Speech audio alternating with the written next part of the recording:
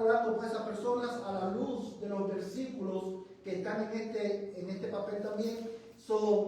Y usted va a orar, y cuando estemos cercanos a esa fecha, usted lo va a invitar, le va a predicar el Evangelio y lo va a invitar. Hay hermanos que han puesto su papel, hermanos que puso su nombre.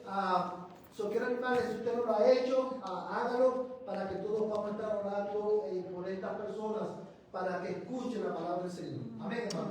No solamente para que escuchen, sino también para que vean cómo Dios ha transformado nuestras vidas. Estas son los anuncios que quería hacer. Vamos esta noche a continuar con nuestra serie de estudios, la fe que confesamos, y es un estudio acerca de la confesión bautista de fe basado en la Escritura. Quiero invitarles con esto en mente a leer 2 Timoteo 3, verso 14 al 17. Vamos a leer hasta el 17. Y dice la Biblia: tú, sin embargo, persiste en las cosas que has aprendido y de las cuales te convenciste, sabiendo de quiénes las has aprendido, y que desde la niñez has sabido las sagradas Escrituras, las cuales te pueden dar la sabiduría que lleva a la salvación mediante la fe en Cristo Jesús. Toda la Escritura es inspirada por Dios y útil para enseñar, para reprender, para corregir, para instruir en justicia, a fin de que el hombre de Dios sea perfecto, equipado para toda buena obra. Oremos, hermano. Padre, en esta noche, después de haber orado, después de haber, Señor, proclamado con nuestros cantos, Señor, la gloria de tu nombre, después de haber sido recordados Señor, de la grandeza de tu nombre, de cuán grande eres tú, Señor. Esta noche, Señor, queremos, oh Dios del cielo, venir a tu palabra, suplicándote, oh eterno Dios, oh gran Dios, que tú abras nuestras mentes y nuestros corazones para que podamos entender tu palabra, Señor, esta noche. Tú conoces, Señor, el alma de todos los que estamos aquí esta noche. Tú conoces el estado de nuestra relación contigo. Tú conoces el estado de nuestras almas. Y yo ruego que tú apliques tu palabra esta noche a nuestras almas, que tú renueves nuestro entendimiento con tu palabra, que tú, Señor, apliques tu palabra a nuestras emociones, a nuestros afectos, y que tú obres en nuestra voluntad también por medio de tu palabra. Amén. Amado Dios, te ruego que tú nos ayudes esta noche, Señor, para poder crecer en el conocimiento tuyo. Y ayúdame a mí, oh Dios, a proclamar con verdad tu palabra en el poder de tu Espíritu Santo, con claridad, Señor, oh Dios del cielo, para que todos podamos entender el mensaje que tú quieres transmitir en esta noche. En el nombre de Jesús te lo suplico. Amén. Amén. Y amén. Amén. Hermanos, esta noche, basado en la palabra del Señor y específicamente en estos textos que acabamos de leer, vamos a continuar a nuestro estudio acerca de lo que la Biblia dice acerca de ella misma. ¿Cuál es el testimonio que la palabra de Dios da acerca de ella misma? Más bien, ¿cuál es el testimonio que el Espíritu Santo ha dado acerca de su palabra? Y ya por algunas semanas hemos estado enfocados, hermanos, en el primer capítulo de nuestra confesión de fe, que trata acerca de la Escritura, acerca de la Biblia. Y hemos aprendido varias cosas acerca de la palabra de Dios. Y antes de ir a los detalles de lo que queremos ver esta noche, solamente yo quiero recordarles a ustedes, quiero pedirles que en una oración usted diga qué es lo que usted ha aprendido, algo que usted ha aprendido en esta serie acerca de la Biblia. ¿Cuáles son los atributos o características de la Biblia que hemos visto en esta semana? Que la Biblia no tiene error. Que la Biblia no tiene error. Muy bien, hermano. ¿Qué más? Que la Biblia es suficiente. Que la Biblia es suficiente. Muy bien. ¿Qué más hemos aprendido acerca de la Biblia? Que es verdad. Que es verdad, es infalible, no contiene error y es, hermano, es imposible que la Biblia falle en lo que ella afirma. ¿Qué más hemos aprendido de la Biblia? Que tiene autoridad. Es autoritativa, es la autoridad final en la vida de la iglesia. Es divinamente inspirada. Es divinamente inspirada. Hemos visto, hermanos, una serie de características de la Escritura que nos ayudan a confiar más en la revelación que Dios ha hecho de sí mismo en su palabra. Y todos estos atributos, hermano, porque la Biblia es autoritativa, porque la Biblia es, hermano, suficiente, porque la Biblia, hermano, es infalible, es inerrante. La Biblia también es muy necesaria para nuestra fe, para poder conocer más a Dios, para saber cómo debemos vivir a la luz de la revelación que Dios ha hecho de sí mismo. Porque la Biblia es la autoridad final en todo asunto de fe y práctica. Nosotros debemos de someternos a la Escritura. Y todos estos atributos, hermanos, se desprenden de la realidad de ¿qué? De que es inspirada por Dios. La Biblia es un libro exclusivo. No hay otro libro como la Escritura, porque de todos los libros que se han escrito, solamente la Biblia es inspirada por Dios. Y una de las cosas importantes que también hemos aprendido en esta serie, hermanos, es acerca del canon bíblico. ¿Cuáles son las características o las reglas, por eso de una manera que la iglesia, hermano, usó para reconocer el carácter inspirado de los libros de la palabra del Señor? Ahora bien, esta noche, hermanos, vamos a estar considerando otro atributo de la Biblia. Ahora, yo quiero simplemente enfatizar en esto, porque la Biblia es inspirada por Dios y es suficiente, es autoritativa, es infalible e inerrante. La Biblia, amados hermanos, es muy necesaria para nosotros. Y es por eso que los creyentes debemos dedicar tiempo ¿qué? A leer la Biblia, a meditar en la palabra de Dios, a llenar, hermanos, cuando nosotros aprendemos todas estas cosas acerca de la Biblia, nosotros recordamos, traemos nuestra mente y podemos entender también por qué Pablo le dice a los colosenses: la palabra de Cristo more o habita en abundancia en ustedes. Amén, hermanos. Esta noche vamos a considerar, hermano, habiendo refrescado esto en nuestra mente, vamos a considerar un atributo más de la Biblia. Nosotros también confesamos, a la luz de la palabra de Dios, que la Biblia es clara. Esta noche vamos a estar considerando la claridad de las Escrituras,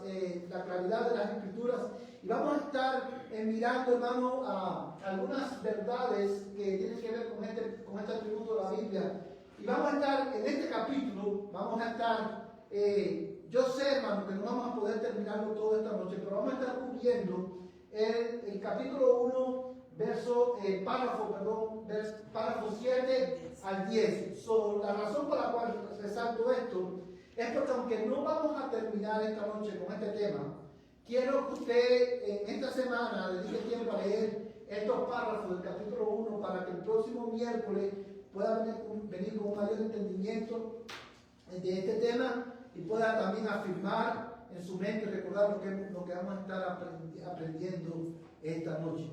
Lo primero que quiero ver con ustedes, hermanos, es una definición de la claridad de la Escritura. ¿Qué estamos comunicando cuando decimos que la Escritura es clara? ¿Qué estamos comunicando con eso? Que la Escritura es clara. ¿Qué significa eso? Que no hay confusión. Que no hay confusión. Muy bien. ¿Alguien más? La respuesta a todo. Que fue Encontramos en ella respuesta a todo. Muy bien. que todo lo que dice fue dado a un público cuya educación y todo en lo que en ese tiempo y que era bueno para ese tiempo para entenderlo y para las nuevas generaciones. O sea, no tiene nada oculto ni nada transverso, sino que lo que se dice, eso es. No es algo como usualmente dicen una cosa y dicen, ya ven que varias personas dicen, es que esto significa esto, eso significa. Lo que dice, eso es. Muy bien. ¿Alguien más, hermano? ¿Hermana? Que la Biblia fue dada para que la entendiéramos y por tanto podemos leerla, como dice la hermana Ariela, y saber lo que está diciendo. Exactamente. La Dios se Biblia- comunicó con un propósito y ese propósito se cumple en la claridad de la Escritura. Muy bien. Y quiero enfatizar lo que la hermana dice. Dios se comunicó con un propósito. ¿Con qué propósito Dios se comunicó con nosotros? Se reveló Que lo para que entendamos. podamos conocerle y entenderle. Y con ese propósito, hermano, Dios se reveló de una manera clara. Ahora bien, cuando nosotros hablamos de la claridad de la Escritura o en teología, cuando se habla de este atributo, estamos describiendo, hermano, este atributo de esta manera. La claridad de la Escritura significa que las verdades que es necesario conocer, creer y obedecer para la salvación están expuestas con tal claridad en la Escritura que en uno u otro pasaje pueden ser entendidas con suficiente claridad. Eso es lo que significa este atributo. Ahora, yo quiero que resaltar algunas palabras que son importantes. Las verdades que es necesario conocer,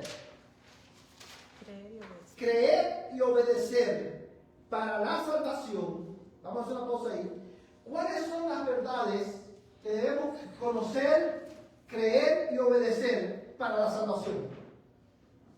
Que somos pecadores. Que somos pecadores, Que Jesús nació, murió que Jesús nació, murió y y resucitó. resucitó entre los muertos. Las verdades, hermano, que necesitamos creer, obedecer y... Debemos de creer, arrepentirnos. Exacto, son las verdades del Evangelio. Ujú.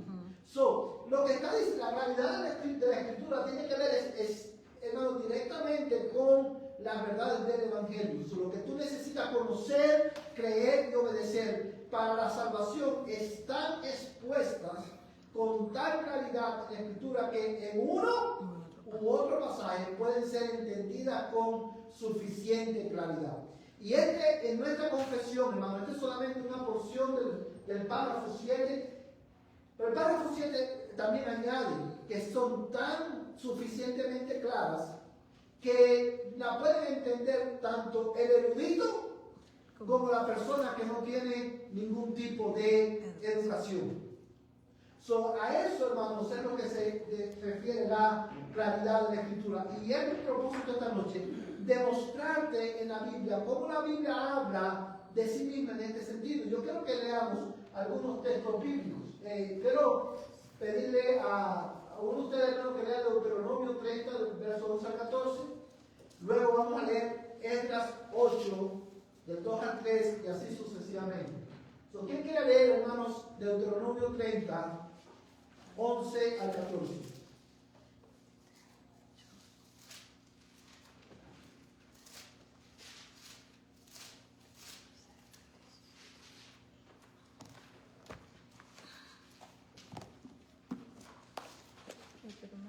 Deuteronomio 30, del 11 al 14.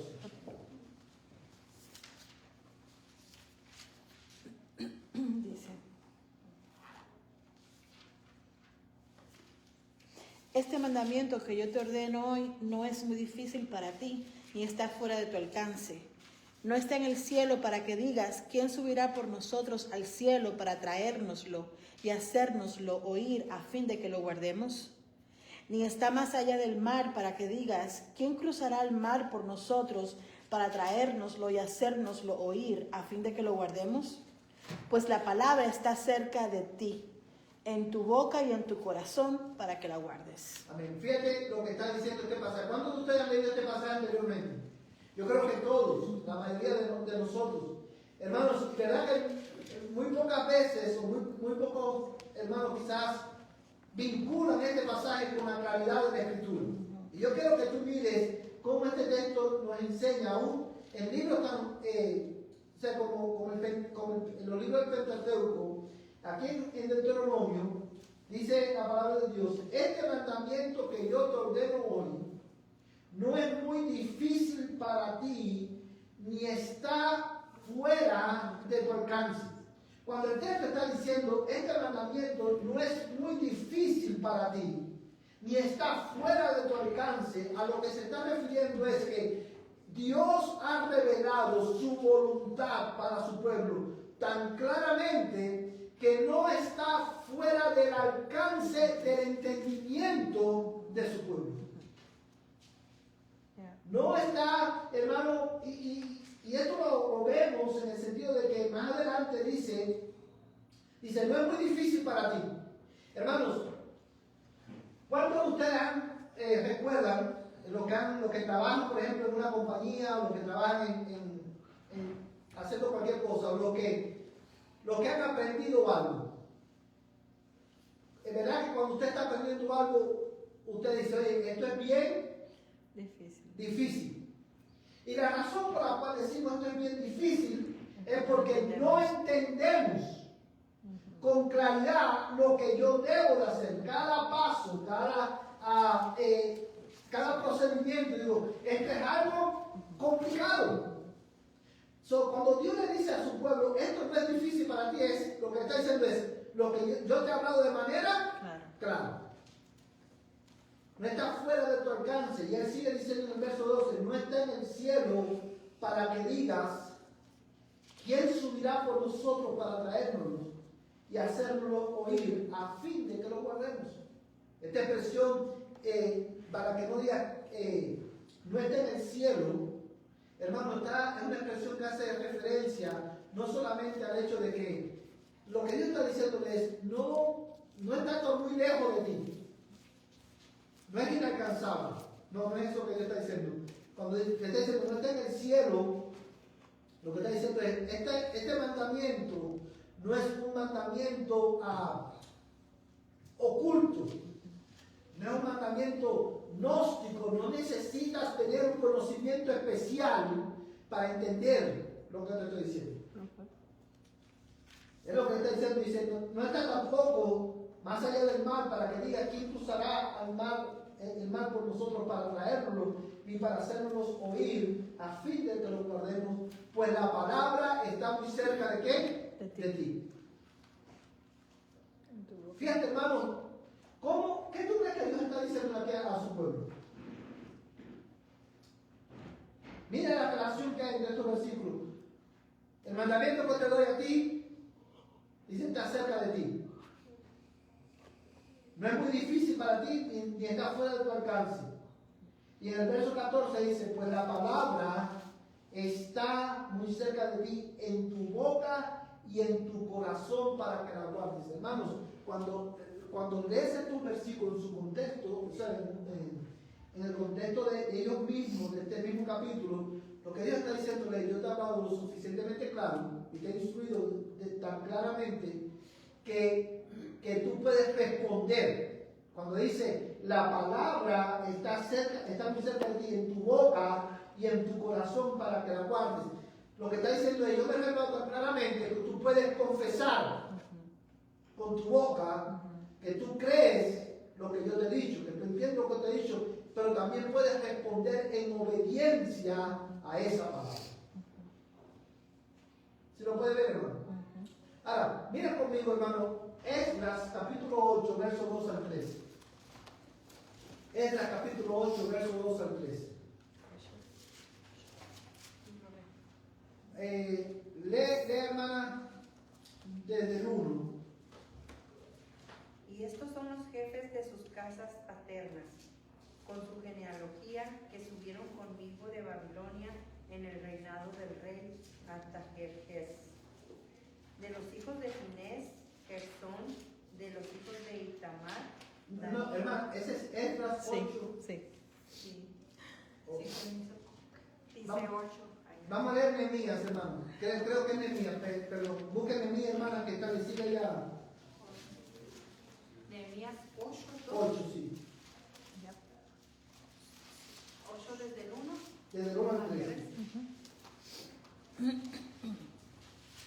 Se reunió todo el pueblo como un solo hombre en la plaza que estaba delante de la puerta de las aguas, y pidieron al escriba Esdras que trajera el libro de la ley de Moisés que el Señor había dado a Israel. Entonces el sacerdote Esdras trajo la ley delante de la asamblea de hombres y mujeres y de todos los que podían entender lo que oían. Era el primer día del mes séptimo. Y leyó en el libro frente a la plaza que estaba delante de la puerta de las aguas, desde el amanecer hasta el mediodía, en presencia de hombres y mujeres y de los que podían entender. Y los oídos de todo el pueblo estaban atentos al libro de la ley. Gracias, hermano. Fíjate, hermano, no sé cuántos ustedes han leído este pasaje anteriormente, pero yo quiero que tú veas cómo este texto nos enseña la claridad de la Biblia. Y yo creo que tú notes un detalle importante. Varias cosas. Yo creo que tú veas cómo este texto confronta nuestro entendimiento de la palabra de Dios, especialmente de la ley de Dios. Cuando Edras estaba leyendo la ley, ¿qué es lo que estaba leyendo el hermano? Los primeros 5 libros. Los primeros 5 libros de la Biblia, el Pentateuco. Libros que nosotros muchas veces no leemos. Lo máximo que hemos leído es muchos creyentes Génesis.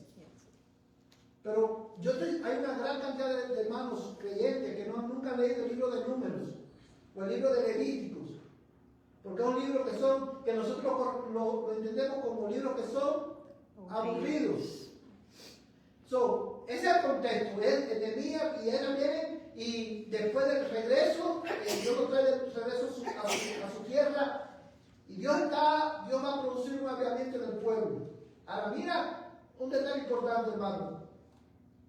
Se reunió todo el pueblo como un solo hombre en la plaza que estaba delante de la puerta de las aguas y pidieron al escriba Esdras que trajera el libro de la ley de Moisés que el Señor había dado a Israel. Hermano, dos cosas importantes. Cuando él dice, y se reunió todo el pueblo como un solo hombre. ¿Sabes de qué está hablando ahí, hermano? Está hablando de que el pueblo se reunió con un solo propósito. Oír la palabra de Dios. Oír la palabra de Dios. Ellos no fueron allí para que Esdras y los escribas lo entretuvieran. Ellos no fueron allí para que le dijeran, para que los enfermos fueran sanados. O para que le dieran profecía acerca del futuro. Ellos fueron con un propósito definido. La razón por la cual menciono esto es porque cuando nosotros, hermanos, venimos a la iglesia, venimos el domingo, el día del Señor, el miércoles, toda la iglesia, los miembros de la iglesia, debemos venir como un solo hombre, con un solo propósito, oír la palabra de Dios con la intención de ponerla en práctica. Amén. Y dice el verso 2, ya que es donde se pone interesante el asunto, dice el verso 2, entonces el sacerdote Esdras trajo la ley delante de la asamblea de hombres y mujeres y de todos los que podían entender lo que oían. Era el primer día del mes séptimo. Y si usted sigue leyendo, en el verso 3, vuelve a decir, y leyó el libro frente a la plaza que estaba delante de la puerta de las aguas, desde el amanecer hasta el mediodía. En presencia de hombres y mujeres y de los que podían entender, y los oídos de todo el pueblo estaban atentos al libro de la ley. Una cosa importante aquí, este texto confronta no solamente nuestro entendimiento, ¿sabe?, de la palabra de Dios, la manera que nosotros miramos el Antiguo Testamento, sino que este texto también confronta la cultura americana o la cultura de la iglesia americana. ¿En qué sentido digo esto? No hace mucho yo estaba conversando con alguien y me decía, no, cuando el reloj suena a las 12, hay que salir corriendo. Hay que salir corriendo, que todos, esa es la hora de almorzar y tenemos que irnos el domingo de la iglesia. Hermano, esta gente, ¿cuántas horas usted le calcula 6, más o menos. que ellos pasaron ahí escuchando la palabra de Dios? 5 o 6 horas. Aproximadamente como unas 6 horas. Desde el amanecer hasta el mediodía. Y el texto termina diciendo que estaban todos atentos por 6 horas. Hermano, para usted poder estar ese tiempo escuchando la ley de Moisés, usted tiene que creer con todo su corazón que la ley de Dios es inspirada por Dios, que es autoritativa, que es muy necesaria, que es inerrante, que es infalible. usted tiene que creer que Dios ha hablado y habla a través de ella. Pero usted se preguntará, pastor, ¿qué tiene que ver eso con la claridad de la Biblia? Bueno, tiene que ver en el sentido de que ¿quiénes fueron los que se reunieron, hermano? ¿Quién le dice el texto? El texto habla de 3 grupos de personas. ¿Quiénes fueron esos 3 grupos de personas? Mujeres, hombres y todos los niños. Mujeres, hombres y todos los niños. Todos los niños están incluidos en el grupo de todos los que podían entender eso. Ellos trajeron sus hijos, hijos pequeños que ya podían entender el lenguaje humano. La Biblia no dice qué edad tenían, pero también la claridad de la Biblia, hermano, confronta la práctica americana, de la iglesia americana, de la iglesia de niños.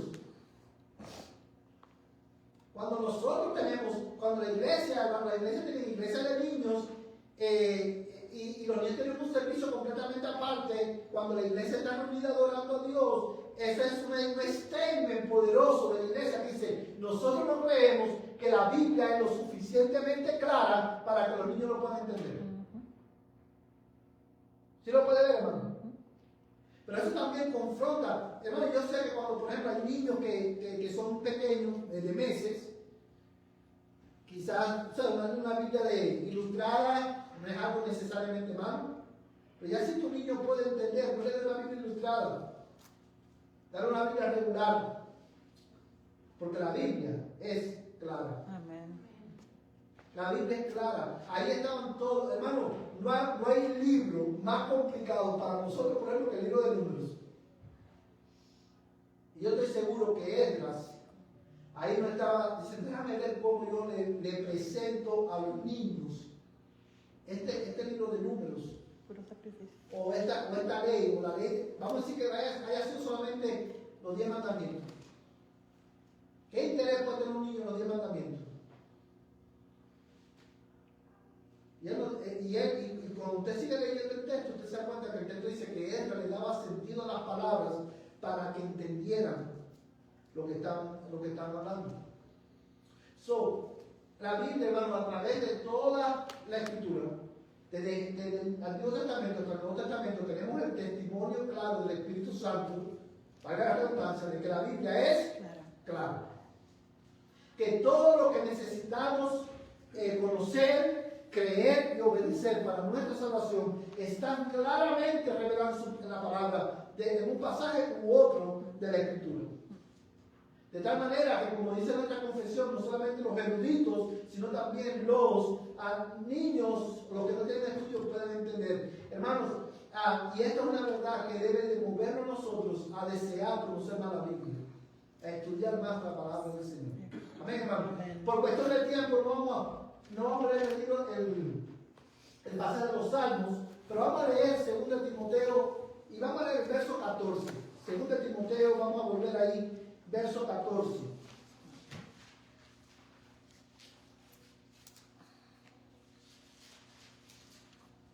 ¿Todos lo tienen, hermano?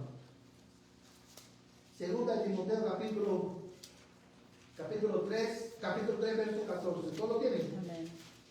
Y verso 15, dice el texto. Tú, sin embargo, persiste en las cosas que has aprendido, de las cuales te convenciste, sabiendo de quiénes las has aprendido, y que desde la niñez has sabido las sagradas escrituras, las cuales te pueden dar la sabiduría que lleva a la salvación mediante la fe en Cristo. ¿Qué es lo que nosotros tenemos aquí, hermano? Nosotros tenemos aquí, el contexto de este pasaje, evidentemente está hablando de una familia, de una mujer, de una madre y de una abuela, que creían que la Biblia no solamente es inspirada por Dios, sino que porque es inspirada por Dios, es claro. Y desde la niñez, desde que Timoteo era un niño, él tenía conocimiento de las Escrituras. O sea, la Biblia es tan clara que un niño como Timoteo podía entenderla claramente. Pero también la podía entender un hombre tan sabio y tan inteligente como Pablo. Amados hermanos, el punto que quiero hacer con esto es que Cuando nosotros consideramos el testimonio de la Biblia, nosotros no, cuando la confesión dice que la Biblia es clara y que todo lo que necesitamos creer, conocer, creer y obedecer para nuestra salvación está claramente revelado en la palabra, en la Biblia lo hace basado en textos como estos. Pero esto no es un conocimiento que lo estamos recibiendo hoy simplemente para saber un concepto teológico.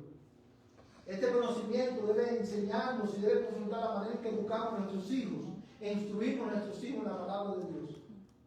Dale la palabra, enséñale la palabra. En tu casa, enséñale la palabra en el nursery. La Biblia es clara. Amén. Y porque es clara, es suficiente. Amén. Amén, hermano. Amén. Ahora, lo segundo que quiero ver con ustedes es el alcance de la claridad de las Escrituras. El alcance de la claridad de las Escrituras. Hermanos, y lo primero que quiero ver con ustedes es que nuestra confesión no solamente dice que la Escritura es clara, sino que también la confesión enseña de esta manera: no todas las cosas contenidas en las Escrituras son igualmente claras en sí mismas, ni son igualmente claras para todos. Voy a leer una vez más. No todas las cosas contenidas en las Escrituras son igualmente claras en sí mismas, ni son igualmente claras para todos. Y este es un concepto o una definición bastante grande, pero la vamos a dividir en dos partes. Lo primero que quiero ver con ustedes es esto: la Biblia no es igualmente clara en todas sus partes. La claridad de la Biblia, hermanos, aplica fundamentalmente ¿a qué? Al Evangelio. Al Evangelio. Pero cuando la confesión dice que la Biblia no es igualmente clara en todas sus partes, hermano, la computadora cometió un error. No es en todas sus partes, es en todas sus partes. Cuando la Biblia dice, la confesión, dice que la Biblia no es igualmente clara en todas sus partes, quiero que usted entienda que esto no es una afirmación que niega o contradice la claridad de la Escritura. No está diciendo que la Biblia no es clara en todas sus partes, sino que no es igualmente claras en todas sus partes. Porque una vez más, tiene que ver específicamente con el Evangelio. Ahora, ¿qué significa esto y por qué la confesión dice esto? Bueno, la confesión lo dice, hermano, por lo que dice, por ejemplo, 2 de Pedro, capítulo 3, verso 16. Vamos a leer todos 2 de Pedro, capítulo 3, verso 16.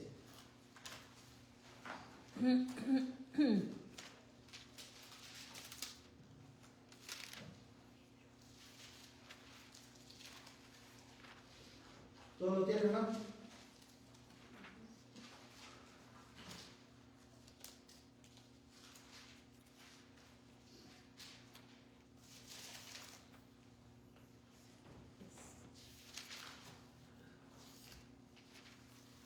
Vamos a leer, hermano, desde el 14 para que tengan el contexto. 2 de Pedro 3, 14 al 16 dice: por tanto, amados, puesto que aguardáis estas cosas, procurad con diligencia ser hallados por Él en paz, sin manchas e irreprensibles, y considerad la paciencia de nuestro Señor como salvación, tal como os escribió también nuestro amado hermano Pablo, según la sabiduría que le fue dada. No quiero que tú pierdas de vista, hermano, un detalle importante aquí.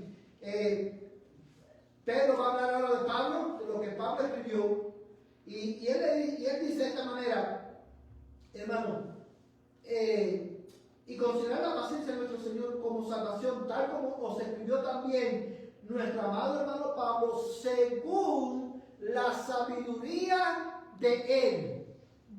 ¿Es lo que dice el texto, hermano? No, dice según la sabiduría que le fue dada. Mira cómo Pedro, con otras palabras, pero cómo Pedro está afirmando que Pablo escribió inspirado por Dios. La sabiduría le fue dada de lo alto, porque fue el Espíritu de Dios quien lo inspiró a escribir. O sea, él escribió no de su propia sabiduría, sino de la sabiduría de Dios. Y se hace más evidente, hermano, en el verso 16. Dice: asimismo, en todas sus cartas, habla de ellas de esto. Habla en ellas de esto. En las cuales hay algunas cosas difíciles de entender, que los ignorantes e inestables tuercen, como también tuercen el resto de las escrituras para su propia perdición. Fíjate lo que Pedro está diciendo aquí. O sea, él está una vez más firmando el carácter inspirado de la carta de Pablo, que dice que las personas que son ignorantes e inestables tuercen como tuercen las demás escrituras. Y esas demás escrituras, yo creo que tú notes, porque no quiero que pierda esto de vista, que cuando Pedro está diciendo esto, él está igualando las cartas de Pablo al mismo nivel del Antiguo Testamento. Tan inspirado son las cartas de Pablo como el Antiguo Testamento. Y él dice, hermano, que Pablo escribió cosas que son algunas de ellas difíciles de entender. Y es por eso que la confesión dice que la claridad de la Escritura, que no todas las cosas que contiene la Biblia son igualmente claras en todas las cosas, en todas las partes, ¿verdad? Solo voy a leer de nuevo. La Biblia no es igualmente clara en todas sus partes. Ahora, cuando yo veo este tema y veo y escucho también la declaración de que la Biblia es clara, sin embargo, no es clara igualmente, no es igualmente clara en todas sus partes, una pregunta viene a nuestra mente. Una pregunta muy necesaria y es esta: ¿cómo estudiamos e interpretamos esos textos que no son tan claros? ¿Cómo nosotros estudiamos e interpretamos esos textos que aparecen en la Biblia que no son tan claros en sí mismos? Por otras escrituras. Por otras escrituras. Amén. La Biblia interpreta. Y es lo que se llama, hermano, lo que en teología se llama la analogía de la fe. La Escritura interpreta la Escritura.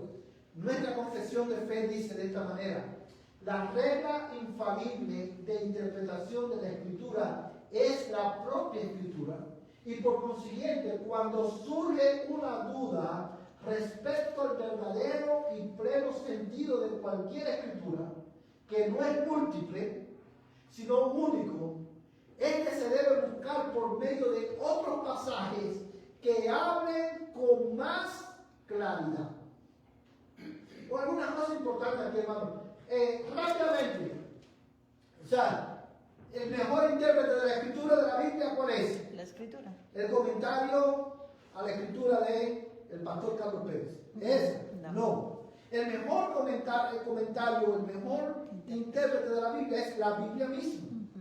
Cuando yo estoy leyendo un pasaje y tengo duda de qué es lo que significa ese texto, yo tengo que buscar otros textos de la Biblia que hablen con más claridad acerca de ese tema.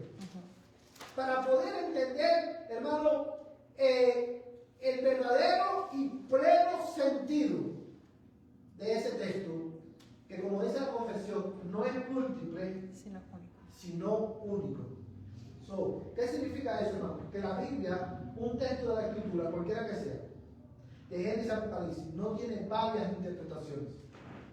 Cuando Pablo leía las Escrituras, la interpretación que él tenía de la Escritura tiene que ser la misma interpretación que nosotros obtenemos de la Escritura hoy. Han pasado muchos años, muchas cosas han cambiado, pero el significado de la Biblia es único.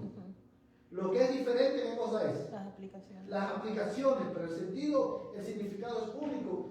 Y yo necesito, hermano, buscar otros pasajes que hablen con más claridad.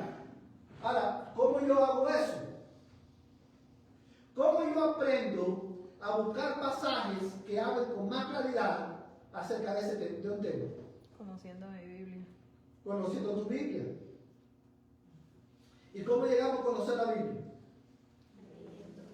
Leyéndola, meditando en ella, pero también, hermano, escuchándola. Siendo expuesto a la predicación. Siendo expuesto a la predicación fiel de la palabra de Dios. Cuando usted viene el domingo a la iglesia, hermano, y el pastor le está predicando la palabra de Dios, usted tiene que prestar atención no solamente al mensaje que Dios está comunicando sobre su palabra, sino que es sabio y es bueno, apropiado, es, hermano, beneficioso para ti ver cómo el pastor usa otro texto de las Escrituras para explicar el pasaje. Esa es la manera en que usted aprende. Ahora, y esto lo sabemos, hermano, porque los mismos apóstoles y hermanos, los escritores de la Biblia, nos dan el ejemplo perfecto de esto. Yo quiero que usted lea conmigo, hermano, algunos textos de la Escritura. Este texto, hermano, lo vamos a leer rápidamente, porque si lo quiero leer todos, el tiempo se nos está yendo. Pero nada más quiero que preste atención por un momentico a los últimos dos. Cuando vayamos a leer Hebreos 7:17, usted ve que hay una flecha que apunta al Salmo 110:4. No vamos a leer el Salmo 110:4, lo que lo puse ahí, porque Hebreos 7:17 cita e interpreta el Salmo 110:4. Con esto en mente, vamos a leer, hermano, Hechos 2, 14 al 21. Libro de Hechos, capítulo 2, verso 14 al 21.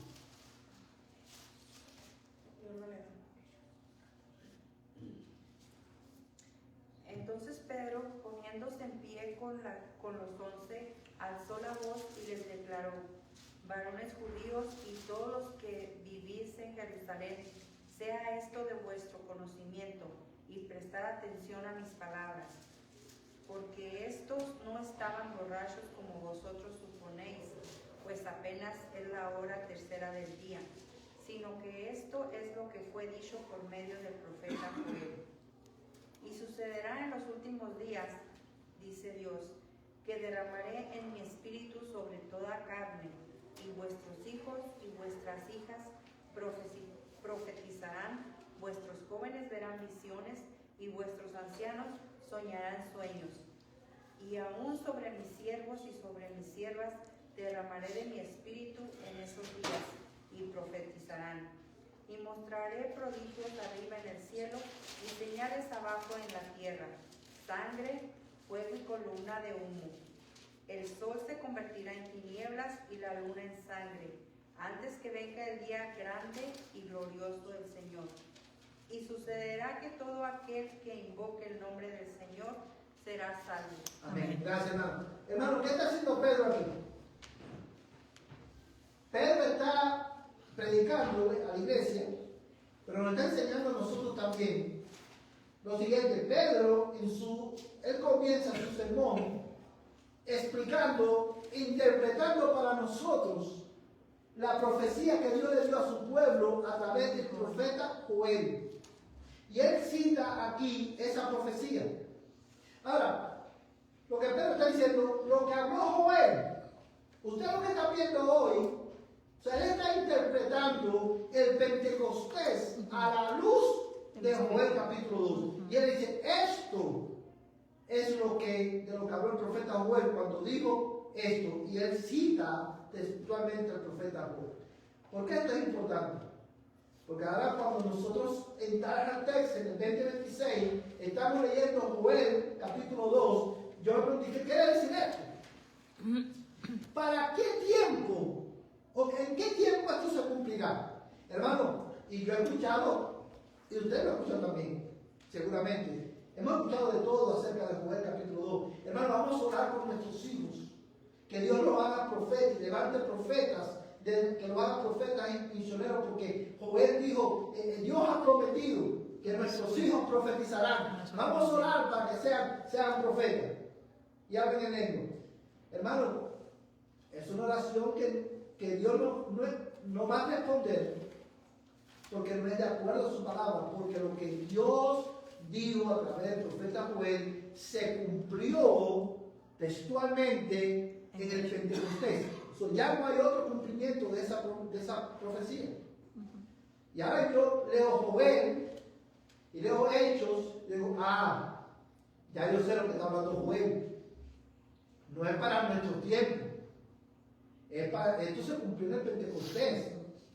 Y hermano, incluso el verso 21 dice, y sucederá que todo aquel que invoque el nombre del Señor será salvo. Ese es el resultado del cumplimiento de la profecía.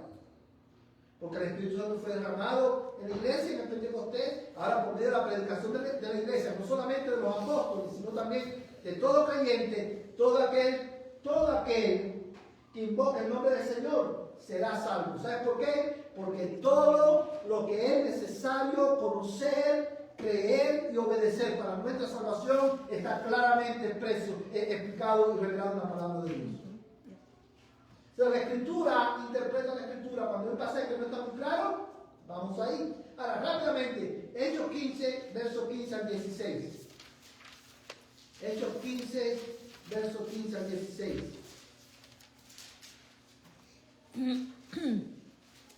¿Todo lo tienen, hermano?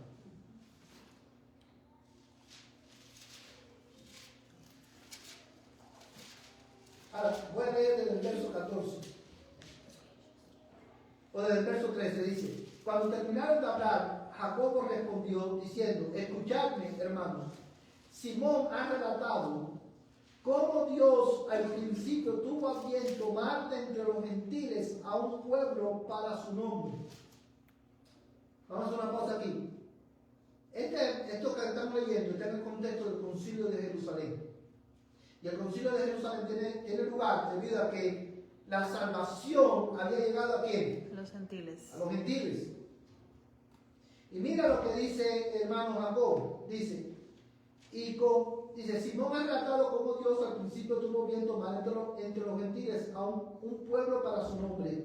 Y con esto concuerdan las palabras de los profetas, tal como está escrito: después de esto volveré y reedificaré el tabernáculo de David que ha caído, y reedificaré, aleluya, sus ruinas, y lo levantaré de nuevo para que el resto de los hombres busque al Señor, y todos los gentiles que son llamados por mi nombre.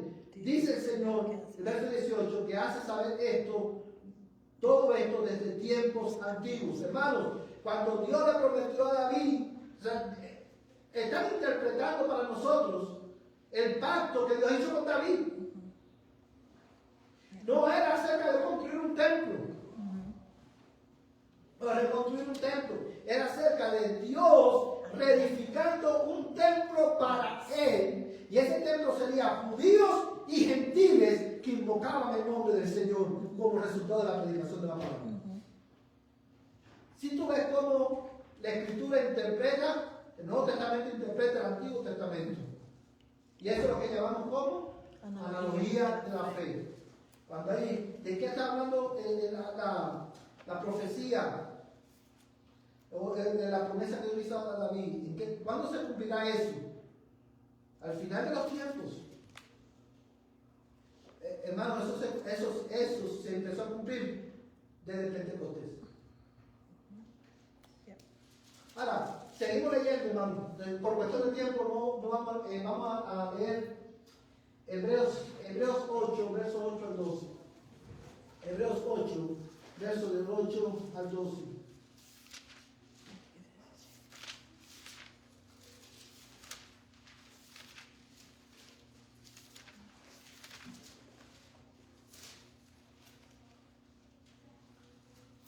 Todos lo tienen, hermanos.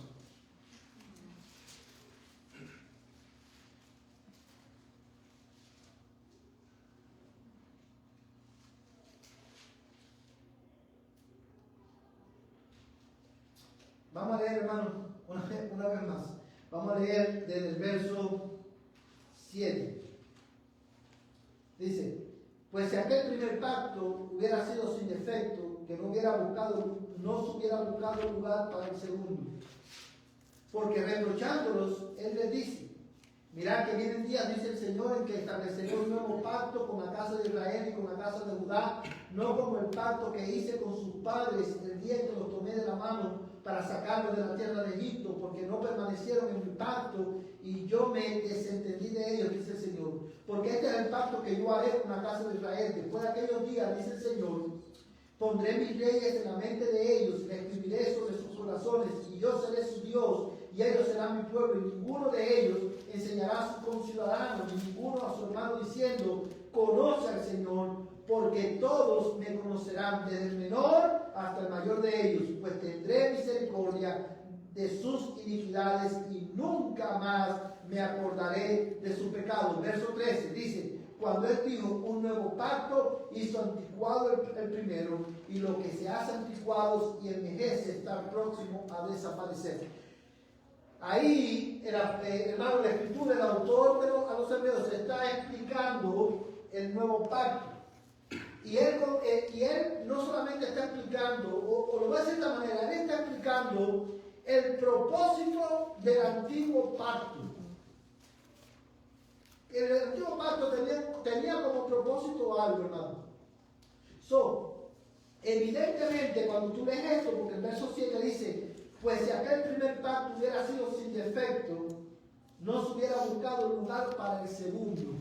Y yo quiero hacer énfasis en este texto, porque es muy importante, no quiero que lo vayamos a malinterpretar. Cuando dice que el primer pacto, que el pacto, él se está refiriendo a aquel pacto, ¿a qué pacto? Mosaico. Dice que tenía defecto. No está diciendo, hermano, que era insuficiente o que tenía errores o que Dios se equivocó. La razón por la cual dice que tenía defecto era en el sentido de que el primer pacto no podía producir o dar ¿qué cosa? Salvación, porque no fue dado con ese propósito. Y él lo está explicando porque más adelante él dice, hermanos, de esta manera, porque reprochándole él dice, mira que viene el día, dice el Señor, en que estableceré un nuevo pacto con la casa de Israel y con la casa de Judá. Dice, no como el pacto que hice con sus padres. Y el verso 10 dice, porque este es el pacto que yo haré con la casa de Israel después de aquellos días, dice el Señor, pondré mis leyes, ¿a dónde? En sus mentes en sus corazones. Y en sus corazones. Y yo seré su Dios y ellos serán mi pueblo. Hermano, yo creo que tú notes que lo que el autor de los hebreos, está enseñando es lo siguiente. Él está explicando a una congregación que era eminentemente ¿qué? Judía, que el primer pacto, el pacto mosaico, no tenía como propósito salvarnos. El primer pacto, la razón por la cual ellos no podían cumplir ese primer pacto, y Dios los reprochó por eso, es porque el primer pacto tenía como propósito ¿qué? ¿Cuál es el propósito de la ley? Mostrarle su pecado. Mostrarnos nuestro pecado y llevarnos a mirar a Cristo como nuestra única esperanza. Por eso Pablo dice que la ley es un ayo. La ley es un ayo que Una nos nodriza. guía a Cristo. La ley, cuando Dios dio el pacto de Moisés, hizo el pacto con Moisés y el pacto mosaico, lo que Dios hizo al dar los 10 mandamientos fue esto. Mira, toma, haz esto y vivirás. Oye, hermano, mira que yo he escuchado incluso eruditos, o llamados eruditos, que toman ese pasaje para decir, ves, el hombre sí puede decidir por sí mismo. Yo le digo, haz esto y vivirás. Hermano, lo que Dios le está Dios no le está diciendo, mira, esta es la opción que tú tienes. Hazla, porque tú puedes hacerlo. No. Porque si eso hubiera sido lo que Dios está diciéndole, si cuando Dios le dijo a su pueblo, haz esto y vivirás, lo que Dios le estaba diciendo era, si lo que Dios le estaba diciendo era, esta es la opción que tú tienes, obedece esto y tú vas a vivir. Hermano, no hubiera necesidad, y si el hombre pudiera hacerlo, no hay necesidad de un segundo pacto. Si lo puedes ver, hermano, porque el hombre hubiera podido cumplir la ley de Dios a la perfección. Pero Santiago nos confronta y nos dice, si tú incumples un mandamiento, tú te haces culpable de los 10. La ley, cuando él le dice, mira los 10 mandamientos, le repite la ley y le da los beneficios de la obediencia y la consecuencia de la desobediencia, no está afirmando, hermano, la capacidad libre que el hombre tiene de venir y ok, yo quiero obedecer y voy a obedecer. No, porque en ese caso el hombre sería salvo por sus obras. Esa ley tenía como propósito mostrarnos cuán pecadores somos. Y no podemos salvarnos nosotros mismos. Hermanos, y la evidencia de eso somos tú y yo. Tú y yo sabemos lo que tenemos que hacer, pero no podemos hacerlo. La mayor, aleluya. Mi alma alaba al Señor, hermano. La mayor exposición y evidencia del efecto radical del pecado en nuestra naturaleza es Deuteronomio 28 y 29. Las bendiciones de la obediencia y las consecuencias de desobediencia. ¿En qué cabeza cabe, hermano? Que si te están diciendo, obedece y vivirás, pero si no obedeces vas a morir. ¿En qué cabeza cabe que si yo puedo obedecer, yo voy a escoger desobedecer? ¿Sí o no? ¿En qué cabeza cabe? Lo voy a poner en términos que nosotros más cercanos, más a casa. ¿En qué cabeza cabe, hermano, que si te duele la cabeza y el doctor te dice, o tienes fiebre, tienes una infección, que el doctor dice, tómate este antibiótico. Si te lo tomas, en 7 días tienes que tomarte 3 veces al día por 7 días o 14 días, y al final de los 14 días te vas a sanar. ¿Qué tú haces, hermano? Tú te lo tomas. Porque tienes fiebre, tienes los síntomas, dices, yo necesito ese antibiótico. ¿En qué cabeza cabe que no te lo vas a tomar? ¿En qué cabeza cabe, hermano, decir, no, yo no voy a tomar antibiótico? Yo no quiero. Puede pasar en la cabeza de una persona que esté desequilibrada mentalmente. Y es lo que pasa con la mente de todos aquellos que están sin Cristo. Están desequilibrados mentalmente en el sentido de que su pecado afectó su entendimiento. No, cuando digo desequilibrado mentalmente no estoy diciendo que están locos. Sino que lo que quiero ilustrar es que solo una mente, hermano, que está perturbada y afectada por el pecado, que no puede entender a Dios por sí misma, decide desobedecer. Cuando Dios le dio Deuteronomio 28 y 29, es para mostrar, tú no puedes obedecer por ti mismo. Tú necesitas un Salvador. Tú no eres tan bueno como tú crees que tú eres. Tú necesitas un Salvador, y ese Salvador es Cristo, que vivió una vida perfecta en nuestro lugar y murió en la cruz del Calvario por nuestro pecado. Amén. Y eso es lo que está haciendo. Y mira cómo dice, hermano Dios, yo, me gusta cómo dice el texto, porque el texto nos dice, y ellos decidirán, y a lo mejor ellos decidirán que yo sea su Dios, y quizás ellos decidirán que sea mi pueblo. No, Dios le dice, ellos serán mi pueblo Y yo seré su Dios. Y no hay de otra. No hay de otro, hermano. No hay de otro. O sea, Dios tiene que obrar de esa manera, salvarlo de esa manera, para nosotros poder decir, tú eres Dios, tú eres Señor. Vamos a dejarlo aquí esta noche, hermano, porque el tiempo se nos fue, pero la Escritura, hermano, es clara. Todo lo que está, lo que es necesario para conocer, creer y obedecer para nuestra salvación, está revelado claramente en la Escritura. Es que tú necesitas saber, creer y obedecer para tu salvación. Como dijimos al principio, que eres un pecador, no te puedes salvar a ti mismo. No hay nadie, no hay poder humano que te pueda salvar. Y Dios te vio en tu miseria y en tu inhabilidad, y Él envió un Salvador. Un Salvador que viviera perfectamente en tu lugar, que cumpliera la ley de Dios a la perfección. Y no solamente eso, sino que muriera la muerte que tú merecías. Y Él murió. Y en la cruz el Padre lo castigó por tu pecado. Dios sacrificó su justicia en la cruz del Calvario. Murió su único hijo, fue enterrado, y al tercer día resucitó victorioso entre los muertos. Amén. Para que tú, al creer en Él y al arrepentirte, tú seas salvo. Yo estoy seguro que la mayoría de ustedes han leído en la Escritura la historia, el relato bíblico en los Evangelios, cuando Cristo sana la hija de un centurión romano. Y ustedes se preguntan, ¿qué tiene que ver esto con el Evangelio? Bueno, cuando este centurión viene y le dice que tiene su hija o un hijo suyo, no recuerdo exactamente, tenía enfermo, los judíos le dijeron a Jesús, este hombre es digno de que tú le concedas esa petición, porque nos ha construido una sinagoga, porque nos ha hecho muchos favores. En la mentalidad judía, el hombre era digno porque por sus obras. Y como tú sigues leyendo, te das cuenta, la Escritura nos dice que Cristo responde su petición, no porque era digno, porque ninguno es digno. No puedes hacerte digno en tu salvación por tus obras. Dios le respondió por la fe. En esta noche yo quiero animarte a que tú pongas tu fe en Cristo. Te arrepientes de tu pecado para que Dios te perdone y te dé vida eterna.